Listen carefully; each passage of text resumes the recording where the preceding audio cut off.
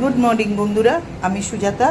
তো আজকে আমি কি ব্রেকফাস্ট বানিয়েছি সানডেতে সেইটা তোমাদের সঙ্গে একটু শেয়ার করছি।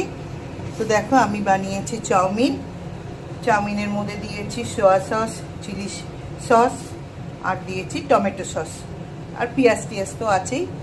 আর তার সাথে আছে ডিম সিদ্ধ। এখানে আমি চা বানিয়ে রেখেছি, ওরা সবাই সকালে চা খেয়েছে, এবার আমার চাটা আছে। আর তার সাথে দেবো আলু ভাজা। এই যে দেখো, আমি আলু ভেজে রেখেছি, একটু প্লেটে দেওয়ার পর আলু ভাজাটা দেবো। তো চলো বন্ধুরা, আমাদের ব্রেকফাস্টটা তোমাদের সঙ্গে শেয়ার করলাম, তোমরা আমাদের ব্রেকফাস্টটা দেখতে থাকো।